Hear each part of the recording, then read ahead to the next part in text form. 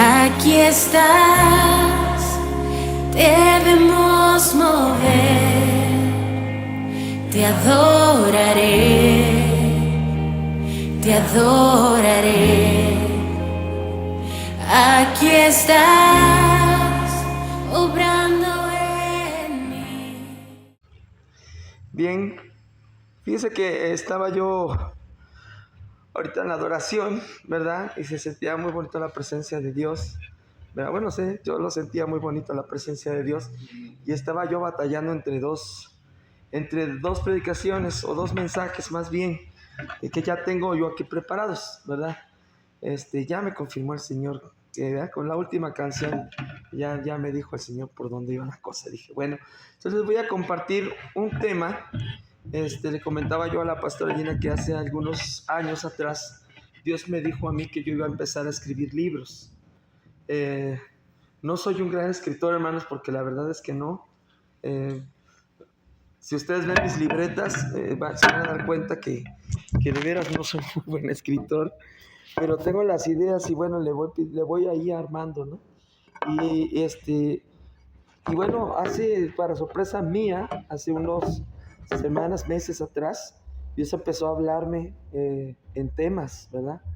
Y bueno, tienen que ver con todo lo que Dios está haciendo en este tiempo, con un servidor, ¿verdad? Y lo que Dios está haciendo, pues a nivel mundial, ¿verdad? Entonces, hoy voy a hablarles acerca de los milagros. ¿Cuántos creen en los milagros? ¿Amén? Bien. Bueno, vamos a abrir la palabra de Dios en el libro de los Hechos. Vamos a empezar ahí, en el libro de los Hechos, ¿verdad? En el capítulo 2, es después del Evangelio de Juan, Hechos 2. Y dice la palabra del Señor, ¿verdad? Del versículo 42, en adelante. Dice,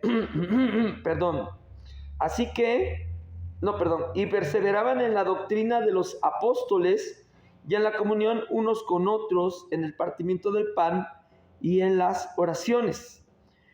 Y sobrevino temor a toda persona, y muchas maravillas y señales eran hechas por manos de los apóstoles, por los apóstoles. Todos los que habían creído estaban juntos y tenían en común todas las cosas, y vendían sus propiedades y sus bienes y lo repartían a todos según la necesidad de cada uno, y perseveraban unánimes cada día en el templo, y partiendo el pan en las casas, comían juntos con alegría y sencillez de corazón, alabando a Dios y teniendo favor con todo el pueblo. Y el Señor añadía cada día a la iglesia los que habían de ser salvos. Miren, esta iglesia es la primera iglesia que hubo, ¿no? La primera iglesia del siglo. Después de que Jesús partió de este mundo, ¿verdad? Él dijo a sus discípulos, no se vayan de Jerusalén hasta que no sean embestidos por el poder de lo alto, ¿verdad? ¿Por qué? Porque mire, si hay una cosa que se necesita para poder ejercer el reino de los cielos, es poder. Es poder.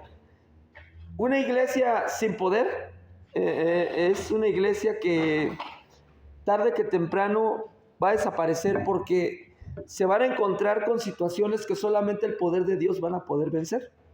Esa es la verdad. Ayer veíamos una película que se la recomiendo, está ahí en Netflix, se llama El cielo sí existe. Es una película muy bonita. Les voy a hablar un poquito de la trama. Es un niño de 4 años, hijo de un pastor, pero un pastor, no sé si era, realmente no dicen de qué tipo de cristiano es, ¿verdad? De qué denominación.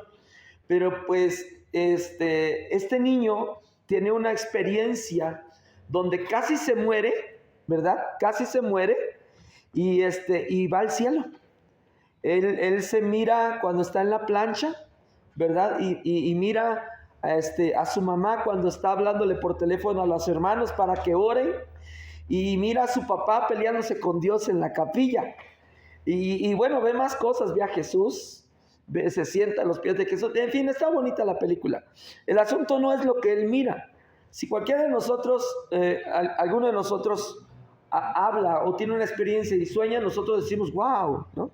Enseguida, wow, no, qué padre, fuiste al cielo, hermana, no. Ahí fue un problema que el niño haya ido al cielo. Porque toda la iglesia se voltea contra el pastor y el mismo pastor se voltea contra el hijo porque no le creían.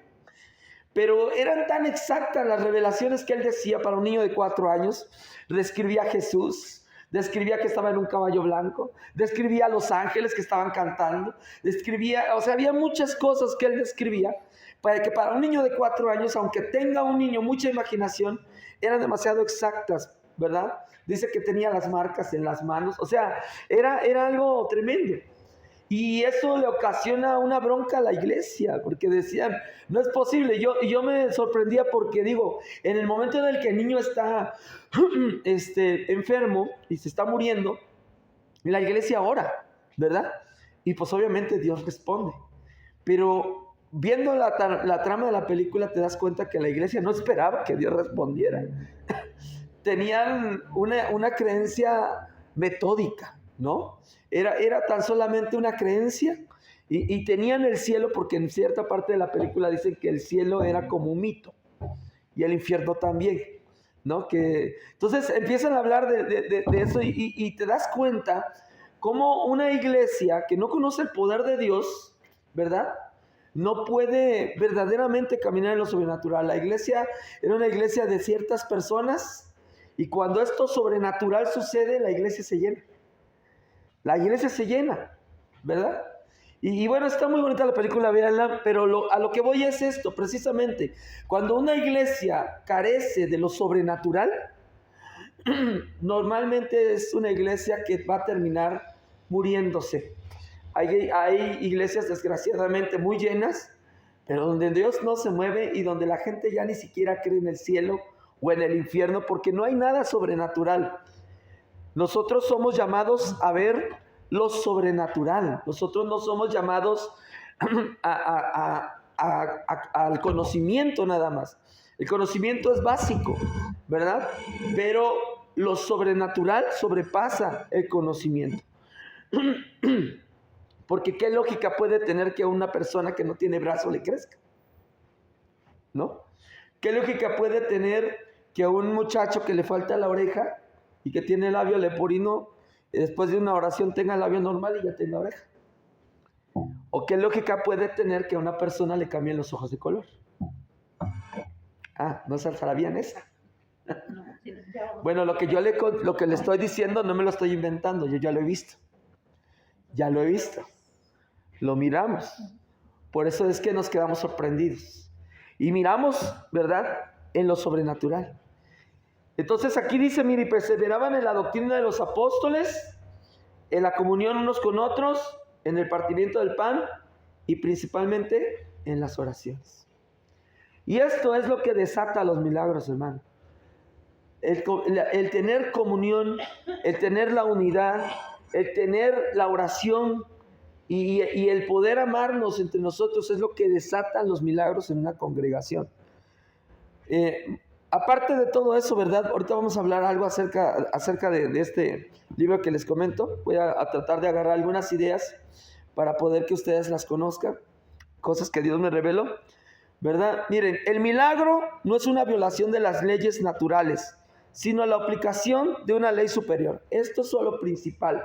El problema con la iglesia y los milagros es que pensamos que los milagros es algo tan guau, ¿verdad?, que no está al alcance de cualquiera.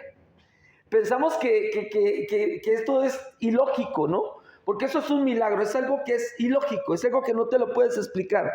Es lo que un médico dice cuando de repente una persona que se había muerto en la plancha y que tenía más de 5 minutos muerto, de repente resucita. Sin que le estén dando resucitación y sin que le estén haciendo nada. Y dicen, esto es un milagro. Lo llaman ellos un misterio médico, ¿verdad? Porque pues les cuesta trabajo decir que es un milagro.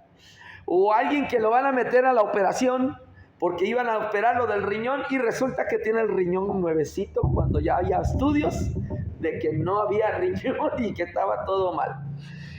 Pero esto salta sobre lo natural, por eso se llama sobrenatural, brinca arriba de lo natural, pero esto, hermanos, no es una violación de las leyes naturales, sino que es la aplicación de una ley que está por encima de las leyes de este mundo.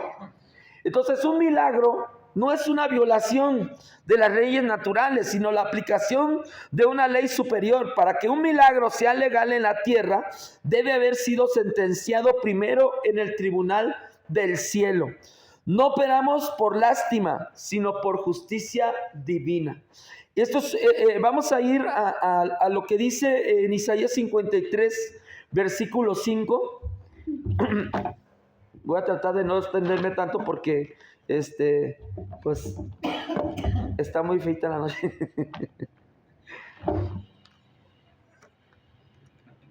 Isaías 53, versículo 5. Y ahí téngalo, ahorita lo leemos. Ay, esto está muy pegada a las hojas. 53:5, ahí téngalo tantito. Entonces, mire, para que un milagro ocurra en el mundo, en el cuerpo físico, primero debe de haber una acción favorable en el mundo espiritual. Dios es amor, pero su reino se rige por justicia. Esto quiere decir que Dios no se mueve por emociones, ¿no? O sea, si nosotros, por ejemplo, vemos el milagro de la mujer que llevaba a su hijo cargando, ¿verdad? Y ya estaba muerto, y Jesús se le presenta al frente y ve esto y dice que tiene compasión, ¿verdad? Y dice que llora. Ahora, aunque Jesús lloró y se conmueve por lo que el milagro que él aconteció, no tenía que ver con lo que él estaba sintiendo. Él se compadeció de la mujer, pero esto era una sentencia que ya había sido dictaminada en el cielo, porque ya se había hablado del Mesías. La palabra de Dios dice que cuando el Mesías vendría, los enfermos sanarían, los muertos resucitarían, los cojos saltarían, los mudos hablarían y los endemoniados serían libres. Entonces, cuando Jesús opera en los milagros, Él no opera por la emoción o porque sienta dolor. Él opera porque hay una sentencia que ya fue decretada en el cielo, ¿verdad? Para que Él pueda operar bajo esa palabra. Por eso Él decía, yo no hago nada de lo que yo quiero, yo hago lo que mi Padre dice. Yo no hablo lo que yo quiero hablar, yo hablo lo que mi Padre, Él me ha dicho. Entonces, todo lo que Jesús hizo y operó y actuó en los milagros, no tiene que ver con que Él sentía mucha tristeza o que sentía, no, sí sentía compasión porque Él era humano, sentía el dolor de la gente, pero Él podía operar porque ya había habido una sentencia sobre Él. O sea, ya se había dicho lo que Dios iba a hacer a través del Mesías. Entonces Jesús se movía por toda Jerusalén, ¿verdad? Y se movía de aquí para allá, pero no se movía a lo loco, sino que a donde Él iba, Dios lo mandaba. Y cuando Dios te manda, cuando Él te envía, ¿verdad? Entonces Él te va a respaldar. Si tú y yo nos metemos donde Dios no nos llama, pues complicadamente nos va a respaldar el Señor, porque no nos estamos metiendo como metichitos, en donde Dios no nos llama, ¿verdad? Por ejemplo, hablamos de las suegras metiches, ¿ya? Ven a su princeso o a su princesa peleándose con el endemoniado, la endemoniada, ¿verdad? Y se meten a defender al princeso, ¿verdad? Y luego las mamás se pelean con la nuera o con el yerno, ¿verdad? Y al rato la bebé, su bebecita se reconcilia y la suegra ya está peleada, ¿verdad? Porque ¿quién le dijo que se metiera en casa de dos, ¿verdad? Casados, casa de dos. Te metes en lo que no te importa, pues te va a dar un machucón y vas a salir mal parado. Porque cuando no te llama Dios a un lado, ¿verdad? Él no está obligado a respaldarte. Por eso Jesús dice que Él se movía por el Espíritu. A donde Él iba, el Espíritu lo llevaba, ¿verdad? Cuando fue al desierto, aún cuando fue al desierto, la Biblia lo menciona claramente. Dice, Jesús fue llevado por el Espíritu al desierto para ser tentado por el diablo. Fíjate nada más que tremendo. El Espíritu Santo lo llevó para que el diablo lo tentara. Entonces, esto es así. cuando nosotros operamos en los milagros, nosotros no tenemos que operar en la emoción. No es que Dios se va a mover porque yo oro muy bonito o porque yo siento mucha la carga del hermano, sino porque hay una sentencia. Y si usted no conoce la sentencia, ¿verdad? Si usted no conoce la sentencia, es igual que pararte en un tribunal y no conocer las leyes. Si tú vas a un tribunal y no conoces las leyes y te quieres defender tú solo, te van a meter a la cárcel por el resto de tu vida, ¿verdad? Porque no conoces. Pero si tú conoces las leyes, tú vas a saber cómo pelear. Entonces, es lo mismo con los milagros. Mire, en la jurisprudencia de la sanidad entendemos que la enfermedad es una intrusión ilegal en una propiedad que ya ha sido comprada por un precio de sangre. O sea, la enfermedad no es legal en el cuerpo de nosotros. La enfermedad no es legal. Por eso, hermano, es que a veces dice la Biblia que oramos y oramos mal, ¿verdad? Porque vemos un enfermo y estamos pidiéndole a Dios que lo sane. Cuando no tenemos que estar pidiéndole a Dios que lo sane, tenemos que estar ordenándole a la enfermedad que se vaya, porque no es legal en el cuerpo. Dios tiene misericordia de la gente, pero la enfermedad no es legal en el cuerpo. Ninguna enfermedad es legal en tu cuerpo. Y tú tienes que entender ese principio para poder operar en los milagros y en las sanidades.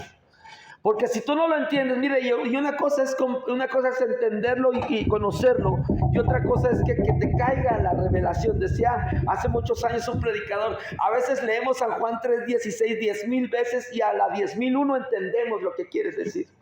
Porque no es leerlo y saberlo, es entenderlo, comprenderlo, no en la mente, sino en el espíritu. Cuando en tu espíritu tú entiendes que la enfermedad no es legal en tu cuerpo, porque la palabra de Dios dice que Jesús murió en la cruz y en esa cruz llevó nuestras enfermedades. Entonces operamos en ese principio legal y le podemos ordenar a la enfermedad que se vaya del cuerpo.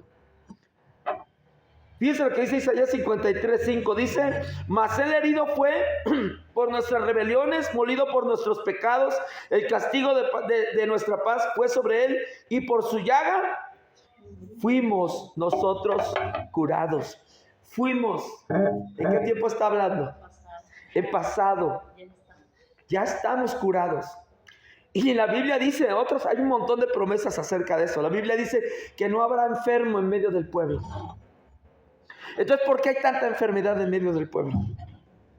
Por lo que dice Oseas 4:6. ¿Qué dice Oseas 4:6? Mi pueblo pereció por falta de conocimiento, porque no conocemos la ley de Dios, no conocemos lo que Él ha hablado. O si lo conocemos, lo leemos y lo repetimos como loros, pero realmente no lo entendemos en el espíritu. Y yo tengo que entenderlo en el espíritu. La iglesia primitiva entendió la autoridad que Dios les había dado. Porque mire, usted puede ver en los evangelios cómo los discípulos ya estaban entrenados. Ya los había entrenado Jesús. Porque en varias ocasiones los mandó de 2 en 2. ¿Y qué les decía? Vayan, prediquen el reino y sanen a los enfermos. Fíjense nada más, ¿y por qué podían sanar a los enfermos? Porque Dios les había dado autoridad sobre todas las enfermedades y sobre los espíritus inmundos. Pero aún ellos se equivocaban en algunas ocasiones. ¿Se acuerdan cuando no pudo sanar? No pudieron liberar al muchacho endemoniado. Y le preguntaron a Jesús, ¿y por qué tú sí pudiste y yo no pude? ¿Verdad? ¿Y qué les dijo? Por vuestra poca fe. Porque no habían alcanzado a comprender la autoridad que tenían en Jesús, el poder que Dios les había otorgado. ¿Cuándo lo entendieron? Cuando el Espíritu Santo vino sobre de ellos. ¿Por qué, hermano? Porque la palabra de Dios dice que el Espíritu vino y ¿qué les dio? Les dio poder. Y vendrá sobre nosotros el Espíritu Santo y seréis embestidos con el poder de lo alto. Entonces, cuando ellos entendieron el poder que tenían, pudieron entender lo que decía Isaías 53, versículo 5. En cualquier sistema legal necesitas un contrato o una ley escrita para ganar un caso. Nuestro cuerpo legal principal es el sacrificio de Cristo. Ese es nuestro mayor caso, nuestra mayor prueba, nuestra ancla para mirar milagros. No es nada más que yo vengo a echar fuera la enfermedad del cuerpo de la hermana, sino que yo vengo a echar fuera la enfermedad porque Cristo ya pagó por esa enfermedad. Ya Jesús condenó la enfermedad. Y ya dijo Jesús que no es legal en el cuerpo de ella. Y entonces por eso es que yo puedo operar en un poder. Hay dos palabras que definen la palabra poder en el libro de los Hechos. Y son dos palabras muy buenas. Y una es dunamis y exousia. Y a mí me encanta explicar esto porque una cosa es el dunamis y otra cosa es la exousia. ¿Qué es el dunamis? El dunamis es el poder explosivo, o sea, el poder repentino, el pum, que se manifiesta, pum, con poder, ¿verdad? Pero para que el dunamis se manifieste, yo tengo que entender lo que es exousia, porque exousia habla de un término legal. Y este término legal de exousia es una autoridad delegada. O sea, quiere decir que no cualquiera persona puede operar en el poder, sino que aquellos que han sido investidos de poder y que se les ha dado la autoridad, son los que pueden operar en ese poder. Por eso usted ve en el libro de los Hechos unos que andaban liberando endemoniados y decían: te echamos fuera en el nombre de Jesús que predica Pablo. Y los demonios les dicen: pues mira, a Pablo conocemos y a Jesús todavía, pero ustedes ¿quiénes son? ¿Verdad? Yo siempre lo tomo como ejemplo. Si yo llego a tu casa, ¿verdad? Y me meto sin tocar la puerta y me siento en la mesa y agarro una coca del refrigerador y me la echo, más voy a tardar yo en sentarme que tú en sacarme a patadas, porque no tengo autoridad de hacerlo. No, imagínate que vaya yo y me meta a tu baño y me bañe y agarre tu toalla. ¿Sí me explico? No tengo autoridad. Pero si tu hijo llega de la escuela, se mete sin decir nada, sin saludar siquiera, ni buenas tardes ni nada, se mete, agarra el receta, tú no le vas a decir nada. ¿Por qué? Porque él sí tiene un derecho legal, es tu hijo. Entonces, a lo mejor te va a molestar que no te salude, pero al final del día no le vas a decir nada porque es tu hijo, tiene una autoridad, es una exousia que tiene. Entonces, nosotros tenemos una exousia, y esa exousia es para poder ejercer un dunamis, es para poder ejercer un poder que ya fue establecido y fue entregado por nosotros a través del sacrificio de Jesús en la cruz del Calvario. Entonces, aquí en este versículo de 53:5 dice: mas el herido fue por nuestras rebeliones. Aquí se establece la situación penal. Legalmente el castigo que correspondía a nuestra biología, la muerte y la enfermedad, fue transferido a un sustituto. Fíjense, la Biblia dice que la paga del pecado es muerte. En la tarde hablábamos con una hermana y le comentábamos acerca de esto, ¿verdad? Hay mucha gente que, por ejemplo, le tiene miedo a la muerte, ¿no? Tienen todo el tiempo miedo a la muerte. Yo le voy a decir una cosa: usted tiene que entender que la muerte no tiene poder sobre de usted. ¿Quiere decir que no me voy a morir? No. Recuérdese que todos nos vamos a morir, sí o sí. Unos más jóvenes, unos bien viejos, ¿verdad? Y otros no van a nacer, pero todos nos vamos a morir, ¿verdad? Pero a lo que se refiere la Biblia es que la muerte no tiene poder sobre nosotros por una sola razón. Porque la muerte vino a consecuencia, es un demonio que nació, un espíritu que nació a consecuencia del pecado del hombre. O sea, es un demonio creado por el hombre. La muerte la creó el hombre, no la creó Dios, la creó el hombre. Fíjese qué tremendo. Eso está tremendo porque no había muerte antes. No había muerte. ¿Cuándo llegó la muerte? Cuando llegó el pecado. Y ese pecado te condenaba a la muerte. Entonces, por eso la Biblia dice: el herido fue por nuestras rebeliones, porque no podía manifestarse el poder de Dios en nuestra vida porque había un pecado. Entonces, mientras hay pecado en la vida del hombre, ¿verdad?, la muerte tiene poder. Mientras hay pecado en la vida del hombre, la muerte tiene y ejerce un poder. La muerte no puede operar sobre tu vida si tu vida está libre de pecado. Si no hay pecado en ti, la muerte no puede tocarte. Puede venir a rodearte, pero no te puede tocar, porque la Biblia dice, mas el herido fue por nuestras rebeliones. O sea, aquí lo que pasó en la cruz es que esa muerte que estaba sobre la humanidad fue transferida a Jesús. ¿Por qué? Porque lo que atrae la muerte es el pecado. Entonces, ¿qué dice la Biblia que sucedió cuando Jesús murió en la cruz? Dice que Él cargó el pecado de toda la humanidad. Y al hacerlo, jaló la muerte hacia sí, ¿verdad? Porque mientras el pecado estaba en la humanidad, la muerte tenía gobierno, tenía poder. Pero dice aquí, ¿verdad? Mas el herido fue por nuestras rebeliones. Así que se establece la situación penal. Legalmente el castigo que correspondía a nuestra biología, que era la muerte y la enfermedad, fue transferida a un sustituto. ¿A quién? A Jesús, ¿verdad? Por su llaga fuimos nosotros curados. Mire, el tiempo verbal en el original hebreo indica un hecho consumado en la eternidad. La sanidad no es algo que Dios va a hacer, es algo que ya está depositado en tu cuenta legal del reino. El milagro es el retiro de esos fondos. O sea, no es que vamos a ver si sana. No. Es que ya fuiste sanado. Por sus llagas fuimos curados. Ya fuimos curados. No porque me enfermo, porque no conozco los términos legales. Había un drama, yo me acuerdo mucho, estaba yo en ministerio que se llamaba Castillo del Rey, y hacíamos un drama de un niño que había crecido en la pobreza, ¿no? Y él traía una carta siempre consigo, pero nadie, como era muy pobre y nadie se la quería leer, y él no sabía leer. Entonces un día se encontró con un anciano, y el anciano tuvo misericordia, compasión del niño, y le leyó la carta. Y cuando le leyó la carta, la carta decía que él era el hijo de un reino lejano que había tenido que ser abandonado porque lo querían matar. Y por causa de que lo querían cuidar, lo habían mandado lejos. Pero que él era el hijo de un rey y que el día que él leyera y tuviera la edad para leer esa carta, él tenía que regresar a su reino para poder ser el príncipe, para tomar su lugar, su posesión. Y esto es lo que a veces nos pasa. A veces nosotros andamos cargando la cartita. Ahí está la carta, ahí están las promesas, ahí está lo que Dios ha hablado. Pero ¿qué pasa? Que no lo sé. No lo sé, no lo tomo.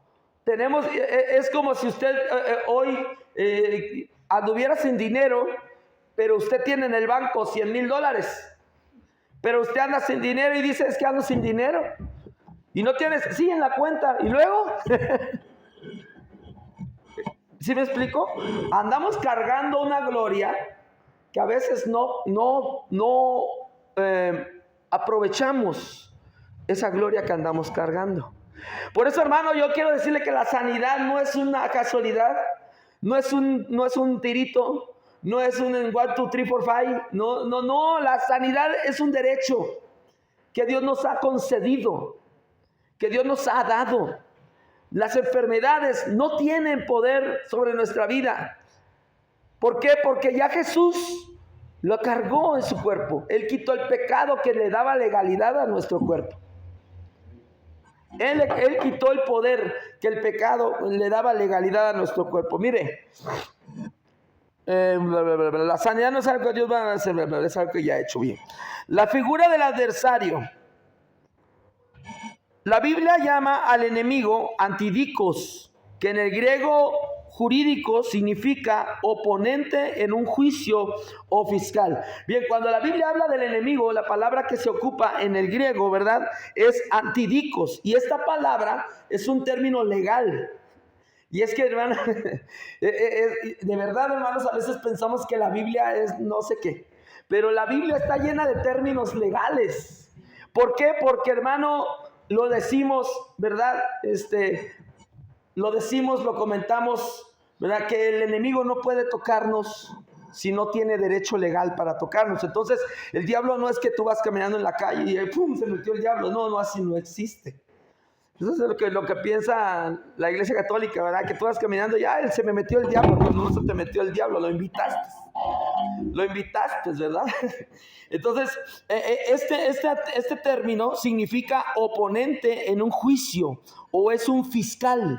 ¿Qué es el fiscal? ¿Quién es el fiscal en un jurado? El fiscal es la parte acusadora. Es la parte que busca que el condenado sea condenado. Bien, el adversario no te ataca solo porque sí. Él busca una brecha legal. ¿Qué es lo que busca? Una iniquidad, pactos, falta de perdón, para poner embargo sobre tu salud. La enfermedad, en términos legales, es una ejecución de sentencia por parte del adversario. Para quitar la enfermedad, solo necesitas poder.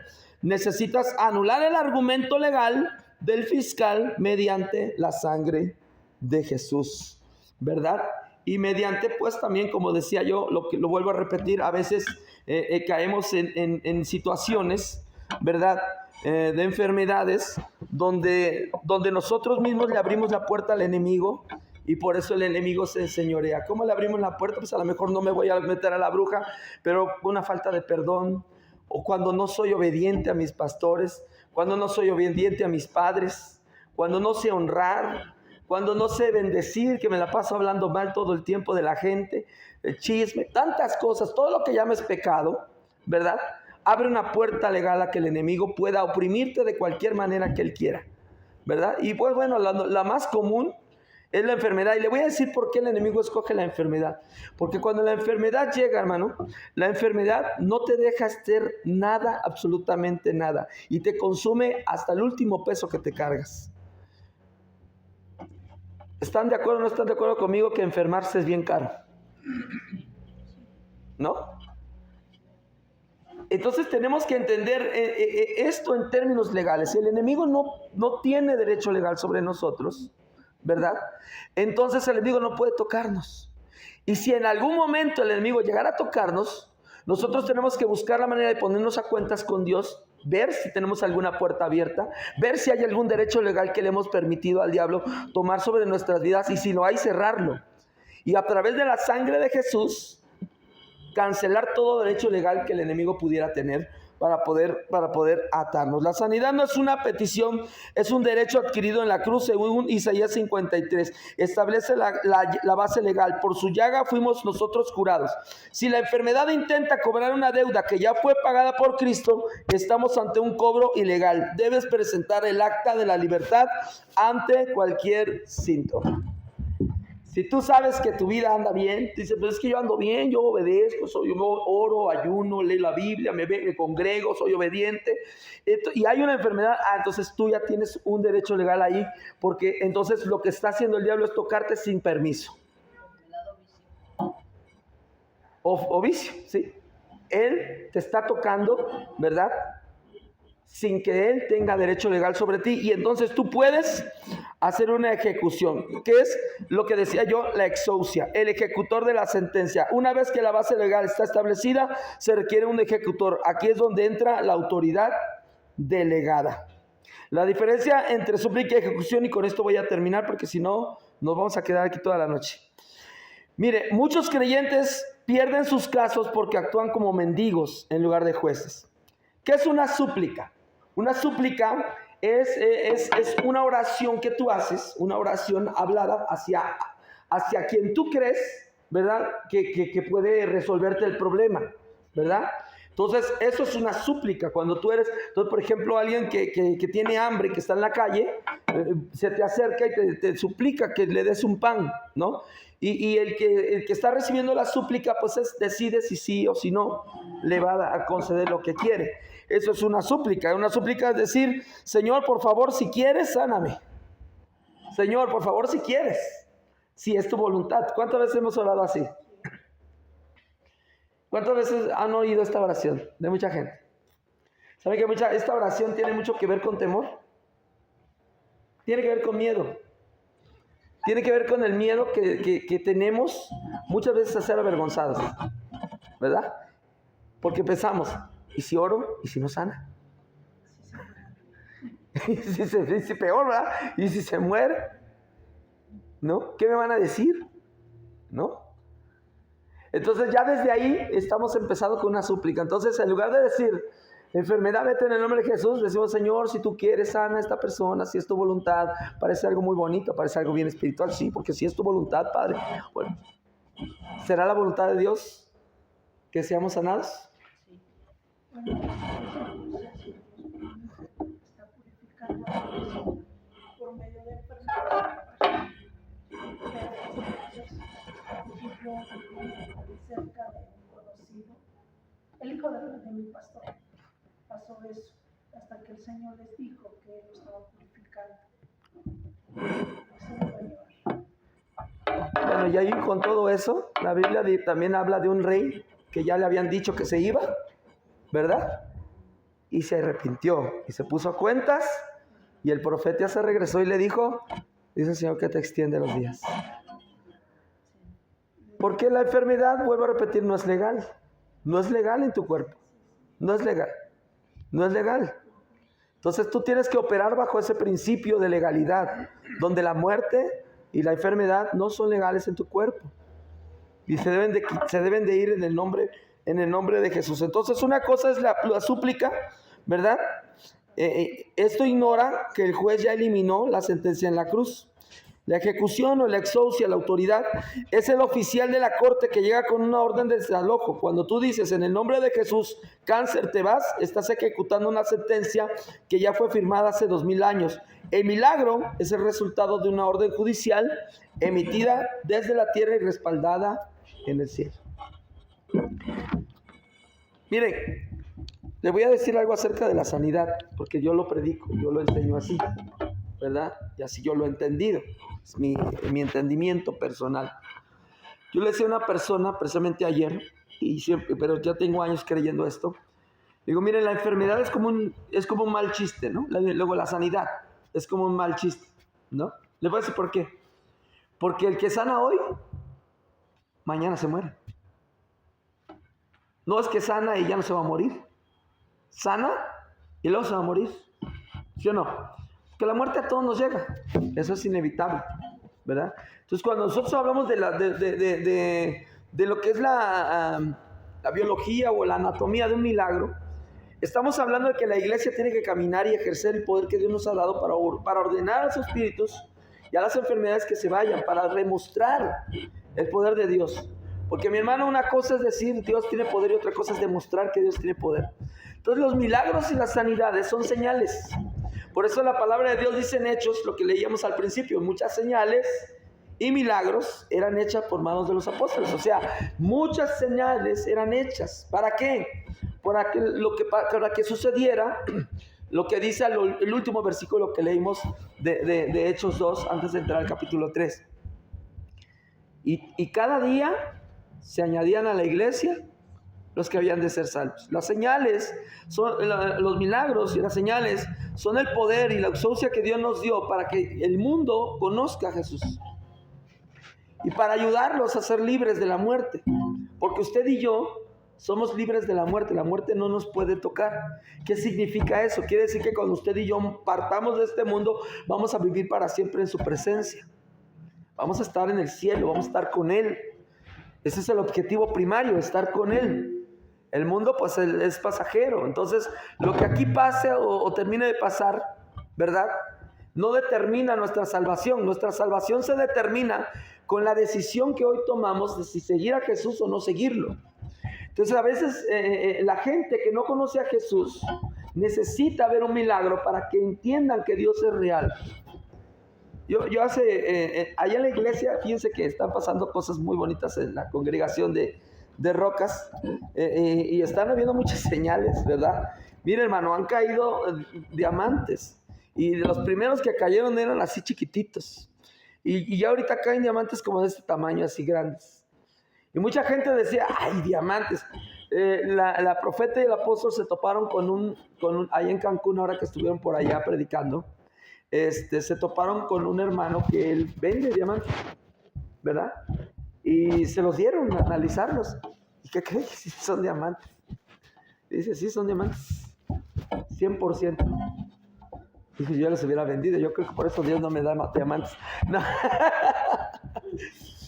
no, pero ¿qué cree? Que yo le decía al Señor, ¿por qué? Porque varios hermanos han tenido, o sea, se han encontrado, o sea, están en sus casas y terminando de orar y ¡pum! Ahí está el diamante.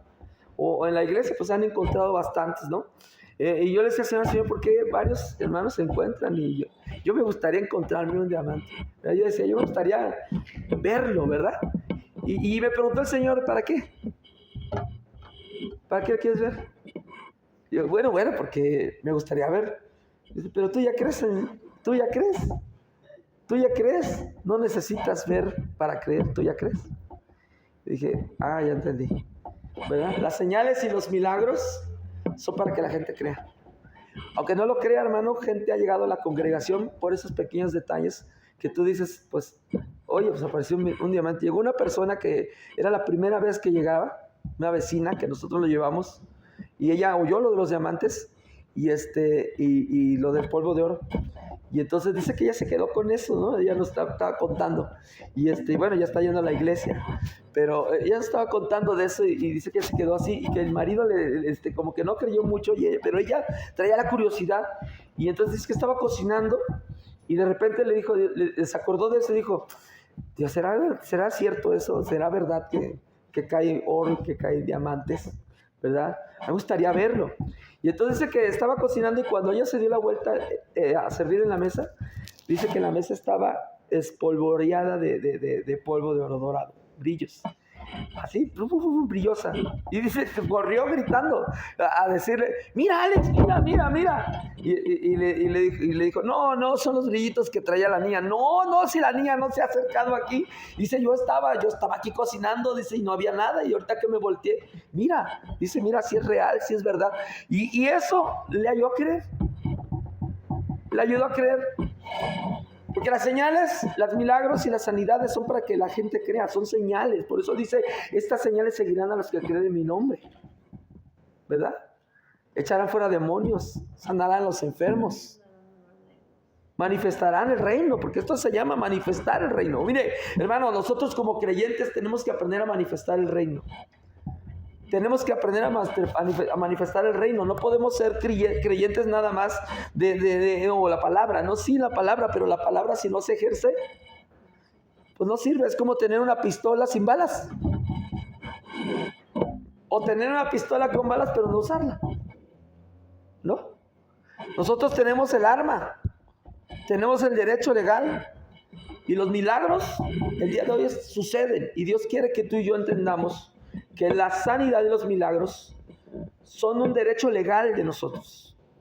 No es algo que va a pasar allá acá. Mire, cuando recién convertido a mí me decía, un hermano me decía, porque yo empecé a profetizar, cuando empecé a profetizar, y él me decía, no, es que lo que tú haces no puede venir de Dios, porque Dios no habla todos los días.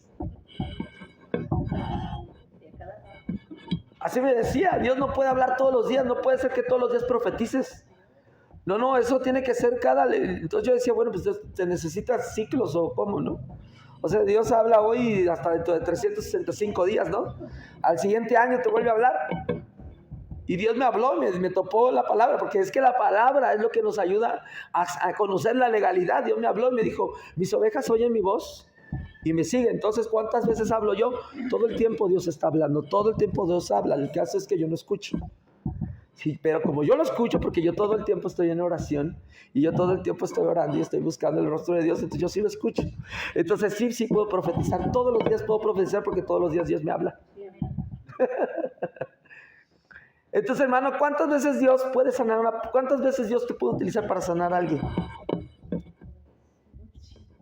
Todos los días. Nosotros tendríamos que andar sanando gente, hermano. Tenemos que estar poniéndonos afuera del Seguro Social con un stand diciendo, pase aquí todos los que quieran sanar. Porque esa es la carta de nosotros como creyentes. Me decía, ¿cuál es la diferencia entre la Iglesia Católica y nosotros? Las señales, los milagros, los prodigios. Decía, no, el milagro de la Virgen que se apareció en una piedra. Y dije, ¿quién cambió? ¿A quién sanó? No, nada más se apareció. Ah, no, pues bueno, wow. Wow, ¿no? Ay, ¿a poco? Entonces, pues yo ya vi para pararse paralíticos, entonces pues no sé. A lo mejor creo yo, ¿verdad? Que puede ser un poquito mejor ver pararse un paralítico que ver una piedra tallada con la cara de la Virgen. Hermano, esa es nuestra carta, los milagros y las sanidades. Y tenemos que caminar en ello. Como iglesia, tenemos la responsabilidad de sanar enfermos, liberar endemoniados y hacer milagros en su nombre. Porque, mi hermano, somos nosotros quienes hacemos el milagro. Somos nosotros. ¿Por qué somos nosotros? Porque Jesús ya lo hizo por nosotros. Nosotros solamente venimos a ejecutar lo que Él ya hizo. Si no, tendríamos que hablar de que nosotros nos tenemos que colgar en la cruz. Déjeme, vamos a orar por la hermana Mary para que sane. Déjeme cuelgo en la cruz para que ella sane. Pues no, hermano. Ya Jesús murió, ya derramó su sangre, ya hay un derecho legal y ya declaró la enfermedad ilegal. Así que, hermano, esto funciona para adentro y para afuera. Si hay una enfermedad en tu cuerpo, es ilegal, échala afuera. Pero no se deja, échala afuera. Usted sabe que cuando alguien se mete a invadir una casa, qué difícil es sacarlo, hermano. Pero por eso tenemos armas, que bueno, y eso ya no se lo voy a hablar ahorita porque ya es otro tema. Pónganse de sus pies, hermanos, pónganse de sus pies. Espero que esta palabra de verdad haya llegado a su corazón. Vamos a hacer una oración. Y mira, hermano, si hoy alguien está enfermo en su cuerpo, si alguien trae una enfermedad, vamos a pasar aquí al frente y voy a orar por ustedes para que Dios les sane el día de hoy. Y usted se vaya hoy sano. ¿Por qué? Porque usted tiene que entender que la enfermedad no es legal dentro de su cuerpo. Amén.